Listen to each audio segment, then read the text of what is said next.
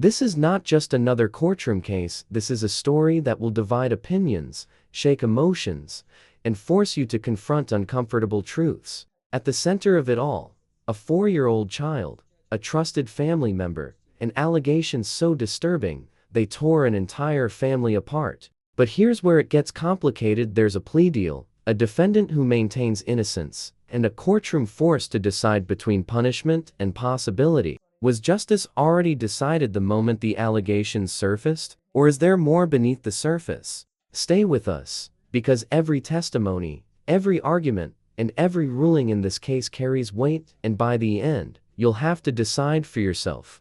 Was this justice, or something else? This was a 4-year-old who couldn't even swim, who the only reason he was alone with her was because she had a broken floaty. She couldn't even properly wipe her own bottom. And as the court is aware, she says Zachary spit on his genitals and rubbed them against hers.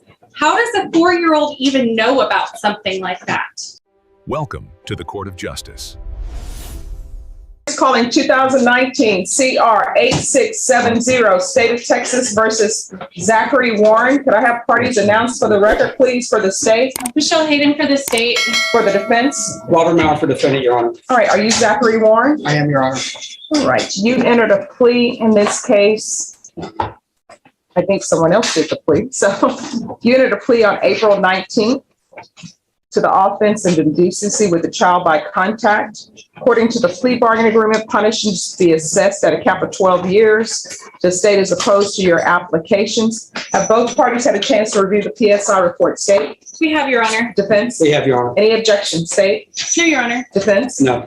State, do you have any witnesses? We have one brief witness. Marina is getting her. All right. All right, could you raise your right hand for me, please? You solemnly swear or affirm the testimony you give will be the truth and nothing but the truth, so help you God? Yes, ma'am. All right, if you could lower your hand, state your name and spell it for the record, please. Charissa Borles, Charissa. Excuse me, no children in the courtroom. Are those your witnesses? No, Your Honor. All right, who's bringing babies to the courtroom? There's something called COVID, and this courthouse is germy. No matter how we try to clean it, toddlers and infants most likely should not be brought to the courthouse. Sorry about that. It's okay. All right, state, you may proceed. Wait, can she? Okay, spell first name again. Charissa, Charissa. Borles, Borlace. All right, state. Good morning, Charissa. Good morning.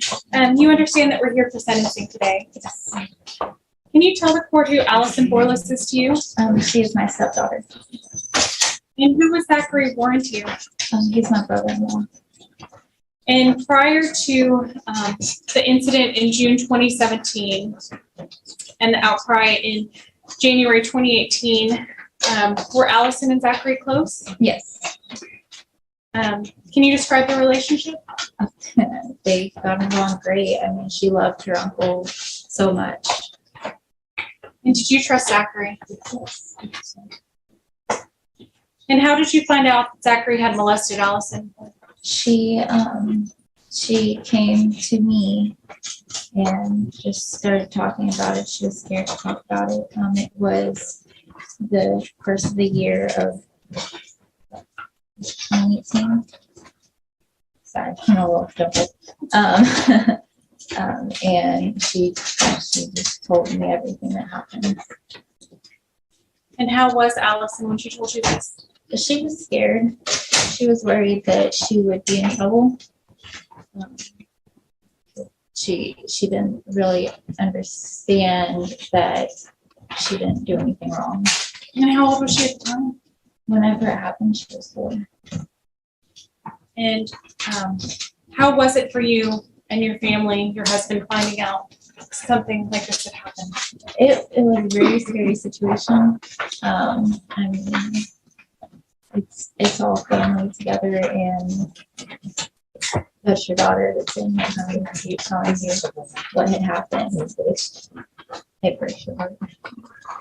How has this affected your family? Definitely made it difficult. I mean, think about family gatherings and everything, it's kind of split. It's hard for everyone to get together, and it's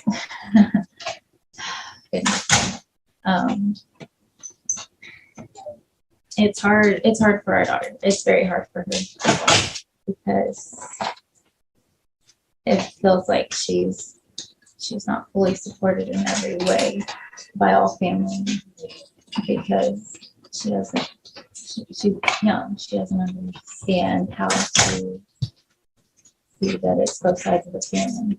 How has this affected her? Very badly. She has gone through many therapy sessions. She talks to me, probably brings up something about the incident at least once a week in some form or fashion. How has this affected you and your husband? It's just mostly knowing how to support our daughter. I mean, and with it being such close family together, and because of it being his family, we have to figure out how to support our daughter, and it's different. Is this something that continues to affect your family? Okay. In what ways? I mean, mostly with Allison. She still doesn't know how to handle everything, especially with all of the reschedules with court and everything. She's been having to be ready for any change made within this case. She's been waiting for some sort of answer, and like I said, she constantly brings up the case, or wondering what's going on or when's it going to be over. Do you feel safe with the idea of Zachary being around children, other children? Mm-hmm. Let's pause here for a moment, because what we just heard is critical to understanding the prosecution's foundation. The testimony from the child's stepmother isn't just emotional, it's strategically powerful. In cases involving young children, especially as young as 4, the court often weighs credibility differently. A key question emerges: how could a child this young describe such specific acts unless something truly happened? That's exactly what the prosecution is implying without needing direct evidence. But here's where it gets complex. There's no physical evidence presented here, only testimony and behavioral impact. So now, I want to ask you, should emotional testimony alone carry enough weight to determine someone's fate, especially when the stakes are this high? Do you want Zachary held accountable? I'll pass the witness. No questions. All right, thank you for coming in. State, do you have any other witnesses? No, Your Honor. Defense? Judge, I'd like to call Christine Miller, please.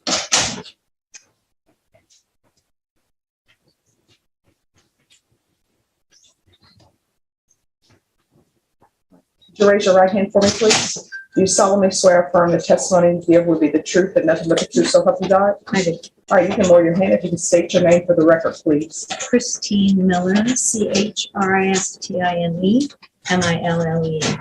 Defense? Ms. Miller, can you tell the judge what kind of work you do? I'm a licensed professional counselor with the state of Texas, in Bernie, Texas. Okay, and tell the judge what kind of counseling services you ordinarily perform, or what you're licensed to perform. I use a couple of techniques for people to help them. Counseling is a way of confiding in someone, and the techniques that I use are cognitive behavioral therapy, which is change your mind, changes your body, and vice versa. I also use something called EMDR, which changes the mental pathways in your brain. And that helps people who have gone through a really hard time in the past or with post-traumatic stress. And that helps them not experience those triggers post-traumatic stress symptoms. And if it's highly effective, it's the #1 most researched method in counseling. So I've had a lot of success with that. I have been using it since 2012, where I've been trained.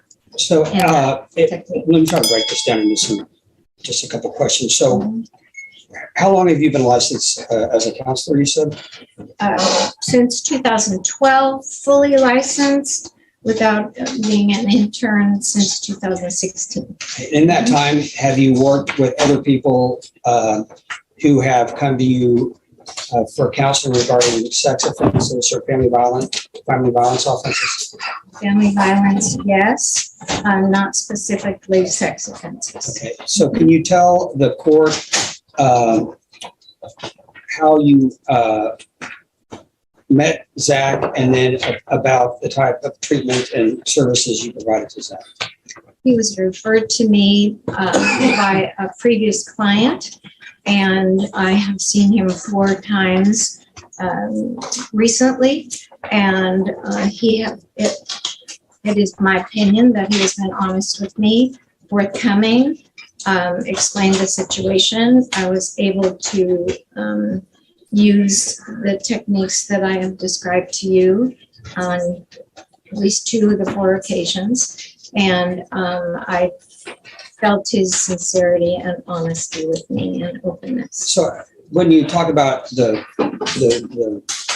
treatment you provided, does that explore his past history? Does that talk about things that trigger him? Does the work you do, is that supposed to work on him being able to be a better person moving forward? Yes. So it takes those memories, those childhood memories, and we change the mental result. It's, for example, you change the ending to a story. You might read a story, you change the ending. You can do that in your brain. It's fascinating. And they're exploring all kinds of neural pathways in the brain nowadays. And so keeping up with that, it actually changes your behavior. So for post-traumatic stress, if you're being triggered and you act out, post-traumatic stress, it feels like the past situation is actually happening now, and it changes that. You start thinking about it less and less and less, and it becomes part of the history. And then already we used it, and the next time he said he confronted a person, and it was very helpful to him from his past, and he was able to focus not on the past, but on how he's going to behave in the future. So moving forward, if the judge gives Zach probation, I guess, will you continue to work with Zach? Yes. In counseling? Yes. And work with these different techniques that you use in order to help him deal with the issues he dealt with? Yes. He has asked to be continued, and I would gladly pursue that. Okay, now, you're not, you and I talked about this, you're not licensed to perform any sort of risk assessment. No. That's just a different specified type of license that you didn't seek, right? Not that. Okay. Suicidal risk assessment, I can. Okay. And he has not exhibited any of those different symptoms. So, but actual sex problems, I've never, that's a whole different thing that I'm not certified to do. But so will the treatment that you're providing him, will that help him, do you think, in all of his life moving forward? And not just the issues, the sex offender issues and things like that, but the life issues moving forward? Absolutely. It helps us with those triggers. It helps addictions of any sort. It helps behavior issues. It's really amazing technique and treatment. So, but it does require a certain number of sessions to be able to come, so that if probation is judged, then he would I feel like he could be required to attend counseling with those treatments in mind. Okay. Judge, I pass the witness. State. Just a couple questions. Yes. You said that Zach is the only sex offender you've ever worked with, right? And you're not certified to treat sex offenders? No.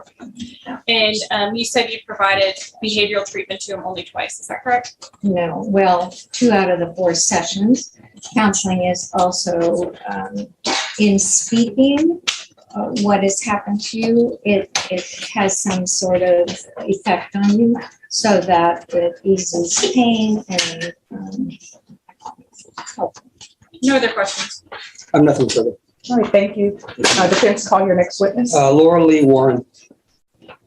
Can you raise your right hand for me, please? Do you solemnly swear or affirm the testimony you give will be the truth and nothing but the truth, so help you God? Yes.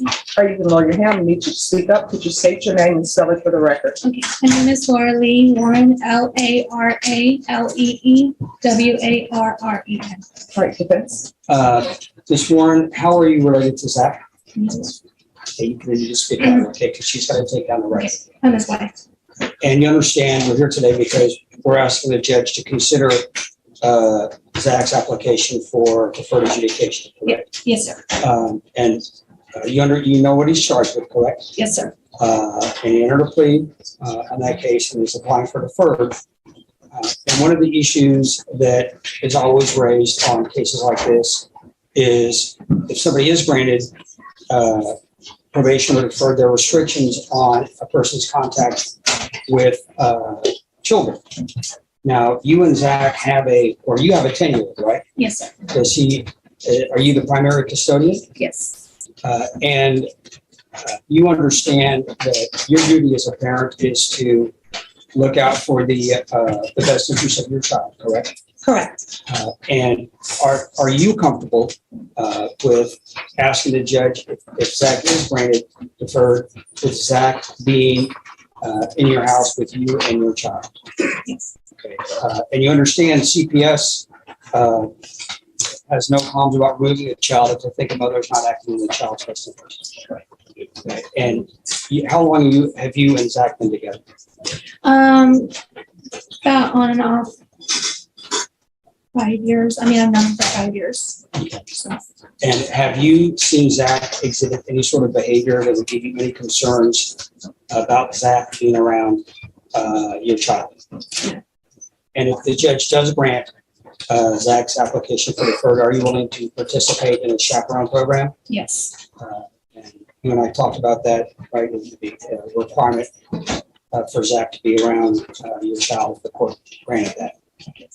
And are you asking the judge to give Zach a chance at deferred adjudication? Yes. Judge, I pass the witness. All right, state. Just a couple questions. You said you and Zach have been together about 5 years? Yeah, on and off. So you guys got together when your son was about 5 years old? Yes. Do you guys plan to have kids? No. No other questions? I have nothing further, Judge. All right, thank you for coming. Defense, your next witness. Shirley Joe Blair. Shirley Joe Blair. Can you raise your hand for me, please? Do you solemnly swear or affirm the testimony you give will be the truth and nothing but the truth, so help you God? Yes, ma'am. Or you can lower your hand if you state your name for the record and please spell it. Shirley Joe Blair, SHIRLEYJOBLAIR. Defense. Ma'am, how are you related to Zach? Zachary is my son. And you understand we're here today because Zach applied for deferred adjudication on this case, correct? Yes. And you know, we've talked about what the specific allegations are, Yes. right? And you were present when we were set for trial and when Zach entered the plea. Yes. And you and I talked about this, and you felt more comfortable if you wanted to read a letter that you prepared for the judge. Yes. Okay. So, Any objections to her reading the letter? No objection. I mean, she's still subject to cross-examination. Yes, you may read your letter. How long is the letter? It's typed, but it's big print, but it's 3 pages. All right, no problem. I was just wondering. And Judge, on that note, I want to make sure that you got the victim impact statement that was submitted separately. From Yes, I received it, but I have not reviewed. I got it. Any objections? All right, so you may begin with your letter. My name is Shirley Jo Blair. I would first like to take a moment to state that while my experience in criminal law is but a very small fraction of my experience, I'm a career paralegal. Have been for 26 years. I'm a senior litigation case manager and a case manager team lead, responsible for 12 case managers, litigation assistants, and interns. I say that, Judge, so that you know I'm an educated person. As I sit here today, it's still unreal to me that my family has been going through all of these years. The amount of trauma that every member of our family has gone through is more than I can put into words. My children and my family have been torn apart, and the relationship between them irreparable. I, as well as the rest of the family, have had to separate our lives between children and grandchildren. My granddaughter has had to endure things at a young age that no one, let alone a child, should have to go through and understand. My son has endured things that no one should have to endure or be subjected to.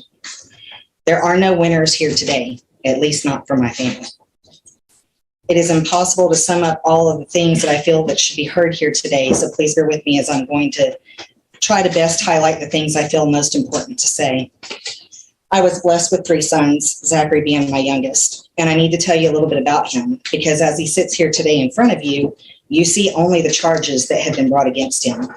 You see someone who has been painted as a monster and a menace to society. On the day of ultimate judgment, he'll stand before God, and God knows all of him. So it's unfair for someone who should be taxed with judging him with such a life-altering sentence should not know a little bit more about him. And that's what I've written this, so that you have more than what's in your court papers. Zachary was born premature. But by far, after Zachary came, he was the most outgoing, kind-hearted, considerate child, always has been, always thought of others before himself. All of my boys are all of those things, but it's not about them. Zachary has always had such a deep-rooted sense of need to take care of everyone around him, make them laugh, feel welcome, and feel loved. The sheer number of times during Zachary's life that someone has told me that I raised such a polite, well-mannered, helpful, and considerate child has always given me such a sense of pride. It's also something that's always seemed to get me through the hard times.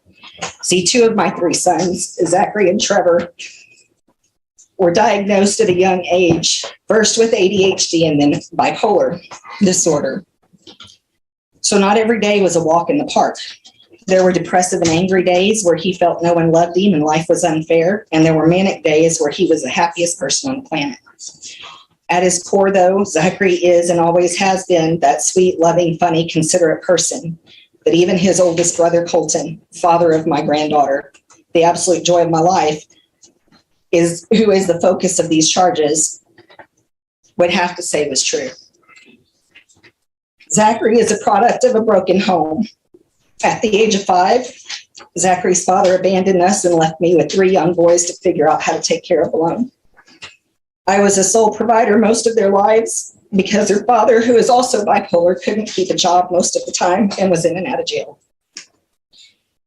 He did show back up in their lives, but their relationships with their father were always strained due to the mental illnesses that they all fought. We moved fairly often during the boys' childhoods. While I tried to be the best mother I know how to be, I was young and raising them as a single mother, and I made choices that I did not realize were bad at the time. Choices that made life harder on my children.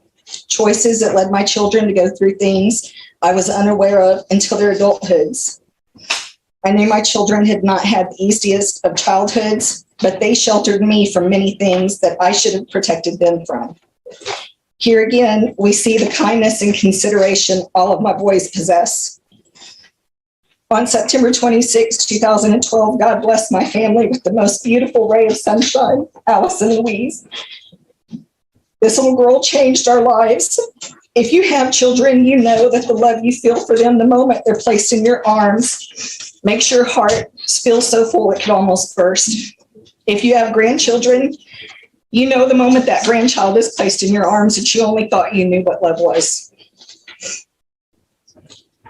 This is very important for me to say and for you to hear, because the love that I'm explaining to you has only deepened over the last almost 10 years.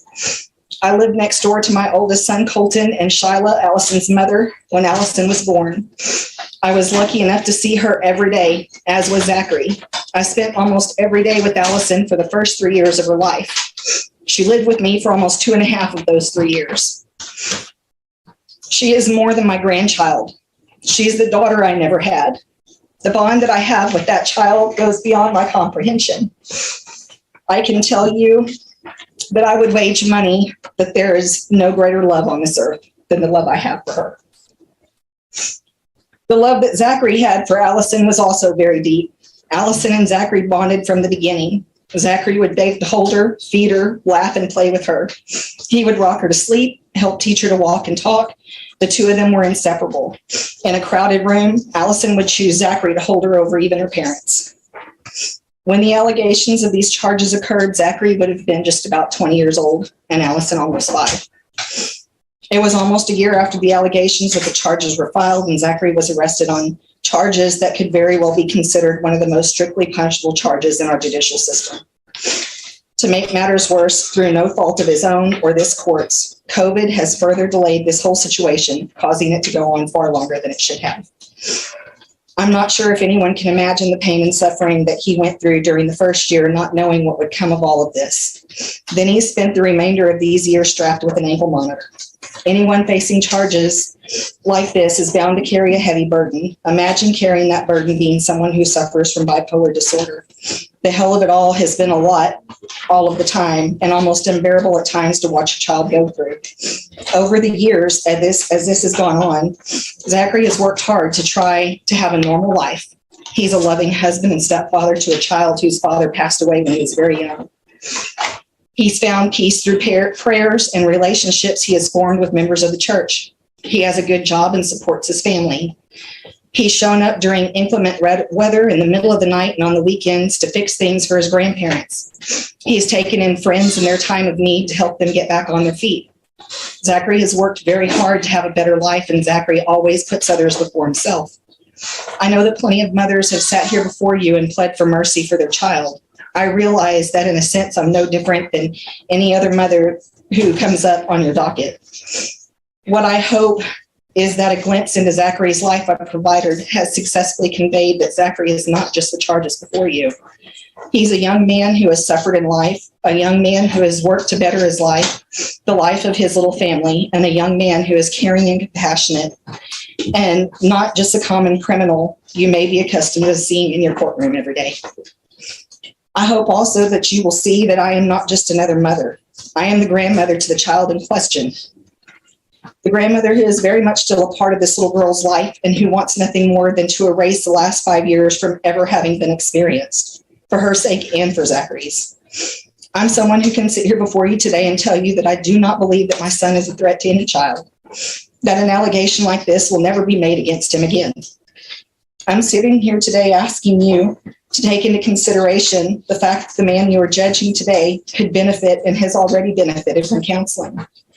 Asking you to take into consideration the time, money, loss of friends and family, jobs, and untold sleepless nights and agony that he's gone through over the course of this case. Asking you to ask yourself if tearing him away from the life and family he loves and who loves him is the right course of action.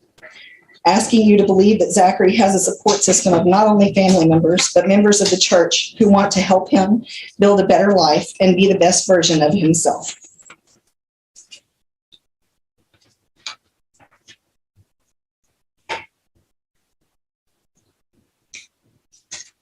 I ask for grace, Judge, grace, something we could all use more of. No questions, just argument. All right. So I want you to excuse me, miss. I want you to let you know something about the 187th District Court. I don't see anybody in here as a common criminal or criminal. Everybody who comes before me, I see them as individuals. You understand? right, thank you for coming in and letting me know about your son. All right, the court will hear argument. Brief Your Honor. argument, state. This case is not about Zachary Warren. This case is about Allison Borlas, who was a 4-year-old child at the time, and what Zachary did to her, how he betrayed her, how he violated her, how he destroyed this family because of his actions and no one else's. This was a 4-year-old who couldn't even swim, who the only reason he was alone with her was because she had a broken floaty. She couldn't even properly wipe her own bottom. And as the court is aware, she says Zachary spit on his genitals and rubbed them against hers. How does a 4-year-old even know about something like that? Now, we've heard from testimony, Zachary still has access to children. That terrifies me. That should terrify this court. Some actions are just so heinous that it doesn't matter that it's a one-time thing. It doesn't matter that it's one child. He needs to be held accountable. He's still not taking responsibility. He's still saying this didn't happen, that he's being framed. He's not showing remorse. He's not apologizing, just blaming. We're asking you, based on the facts of this case, based on what Alice and her family have been through, based on what he's done to this entire family, that you send him to prison for the full 12 years and that you hit the cap. All right, defense. Judge, it's a courts where people take no contest pleas every day. People accept plea bargains every day. Even in situation, and the court remembers when you were a defense lawyer, in situations where defendants maintain their innocence, but accept a plea bargain knowing the ramifications of a trial, particularly on a case like this, with the range of punishment. Obviously, when we came up for trial, finally, after we made it out the other side of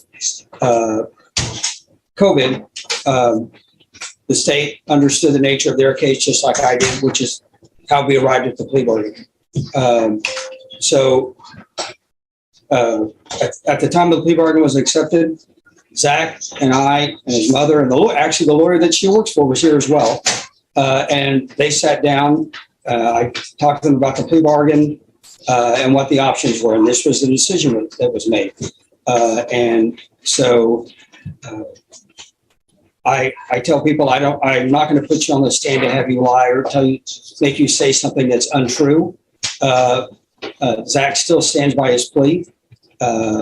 And wants the court to honor the plea bargain. I know some courts would probably consider, busting the deal and telling people to go to trial. Zach stands by his plea and is willing to accept the consequences. What we do ask, I don't think I've heard a more eloquent argument in my time of practice than I heard from Zach's mom. Just as far as I think we do have a tendency to look at the offense and not the person behind it. I began representing Zach before the charges were filed, and Zach is, I guess, we're going on 4 years now, and I understand the court's concern about the nature of the allegations. I would ask the court to consider granting his application for deferred. I know it's unusual in these situations, but I do think he has an amazing support system. The minister is here, his family's here, and I find it amazing. And as the court's aware from your time as a prosecutor, these cases split families apart. And I do find it refreshing that Zach's mom is able to maintain a relationship with both sons as well as her granddaughter in this situation. So I would ask the court to grant his application for deferred. If the court does not feel that's appropriate, I would ask the court to take into consideration all the factors, the 4 years of house arrest and everything else. And I would ask the court to assess at the low end of the range of punishment. Right. All right, Mr. Warren, I want to let you know that I've listened to the witness from the state and also your witnesses. And I always internalize what I hear. And I always read the PSI report with a fine-tooth comb. And I've read what you entered without objection from the defense, the impact statement. After reviewing everything, the court will find you guilty. The court is going to order Chapter 62 compliance. There's to be no contact with the complainant, no contact with minors. There's a $1,500 fine, time and money to run concurrent, and the court will sentence you to 12 years in the prison. Showing you what's entitled Trial Court Certification of Defendant's Rights to Appeal. Did you review that document with your attorney? Did you understand it? Because this is a plea bargain agreement, because I followed your plea bargain agreement, and because you waive your right to appeal, you do not have the court's permission to appeal.